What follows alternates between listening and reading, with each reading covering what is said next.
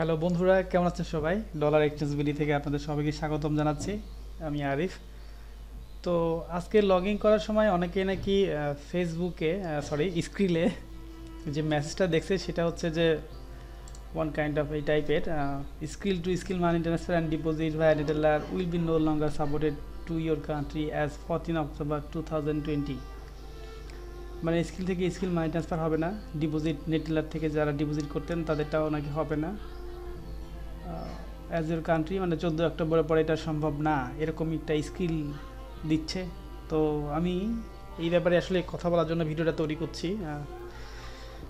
অনেকবার ট্রাই করেছিলাম স্কিলের সাথে কথা বলার জন্য, যেহেতু 2টা বা 3টার পর থেকে স্কিলের কথা বলা শুরু হয়। তো স্কিলে আজকে ফোন দিলাম, তো স্কিল ফোন আমাকে যে এরকম রিপ্লাই জানাচ্ছে সেটা হচ্ছে যে অটোমেটিকলি স্কিল কেন যেন আজকে বন্ধ, ফোন ঢুকছে না।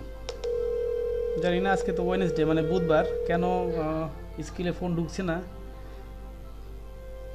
Unfortunately, we are unable to process your call at this time.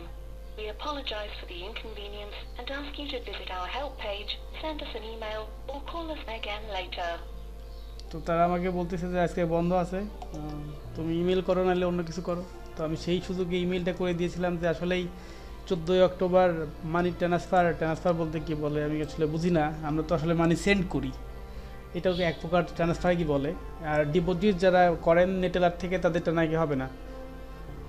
তো এই প্রবলেমটা নিয়ে আমি আসলে একটু মেল দিয়েছিলাম, কম্পোজে গিয়ে আমি লিখে দিয়েছিলাম সেম এই কথাটা, skill from Bangladesh, I am from Bangladesh, when I am logging to account I saw a notification skill to skill money transfer and deposit by retailer will be no longer supported in your country to the October.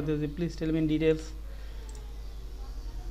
তো ওরা আমাকে যে এই টেক্সটটা করেছে সেটা হচ্ছে যে এটা আমার নাম, উই হ্যাভ রিসিভড ইনকোয়ারি বললো। তো জানাবে, কখন জানাবে তা জানি না। তো আজকে আমি সন্ধ্যার দিকে আরেকবার ট্রাই করব, দেখি কি হয়। এমনি মানে আন্দাজে যদি আপনাদের বলি ফেলি যে এই কাজটাই করা লাগবে বা এটা হবে না, স্কিল বন্ধ করে দিবে, তার আগে ব্যাপারটা হচ্ছে যে স্কিল ওয়ার্নিং দিতে পারে আপনাকে। কারণ স্কিল 1 নভেম্বর পর্যন্ত আপনাকে করার কথা বলছিল যে ভেরিফাই করার জন্য। ভেরিফাই কীরকম আপনারা নিশ্চয়ই জানেন, আমি একটু লগ ইন করে আপনাদের আবার দেখা দিচ্ছি।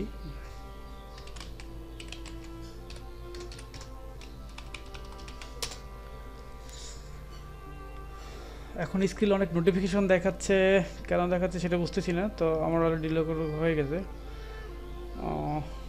আপনারা হয়তো জানেন যে সেটিংয়ে গিয়ে ভেরিফিকেশনে গেলে পরে আপনাদের এই এখনও দেখাবে যে এডিশনাল ভেরিফিকেশন, এইটার কারণে হইতে পারে। এডিশনাল ভেরিফিকেশন যদি আপনারা না ঠিক করেন তাহলে এবার এটা ঠিক করে নেন। আমি অলরেডি প্রায় করে ফেলেছি, নেটেল থেকে ডিপোজিট করে ফেলছি।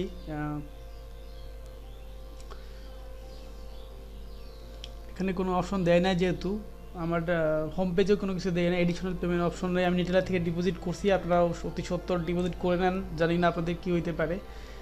তো এখানে সেটিংয়ে গিয়ে ভেরিফাই অপশন দেখবেন সবারই, যারা যারা পুরাতন অ্যাকাউন্ট ছিল তাদের ভেরিফাই গিয়ে অপশন করেন।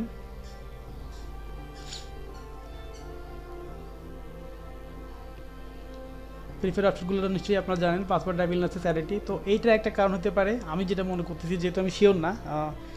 আমি জানাবো আগামীকালকের মধ্যে আবার নতুন একটা ভিডিও তৈরি করব, সেই ভিডিওতে আমি আপনাদের সব বলে দেবো যে আসলে স্কিল কী চাচ্ছে, স্কিল কেন মানি সেন্ডিং হবে না 14 অক্টোবরের পর থেকে, বা বাংলাদেশের সাথে তারা আসলে রিলেশন রাখবে কি না, সম্পর্কটা করবে কি না।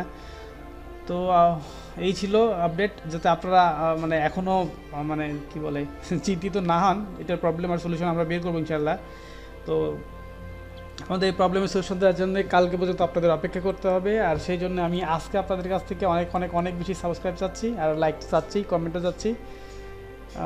এই অবস্থায় আপনার টেনশন করার দরকার নাই, এখনও লেনদেন করে যান, কোনো সমস্যা নেই। আমি নিজেও লেনদেন করতেছি, কারণ আপনারা জানেন যে আমি আমার ডলার এক্সচেঞ্জ বিডিতে গ্যাম্বলিং ডলার সেল করি। তো এখানে আমিও আজকে ভালোই সেল করলাম। তো $107 এখনও পর্যন্ত আছে আমার।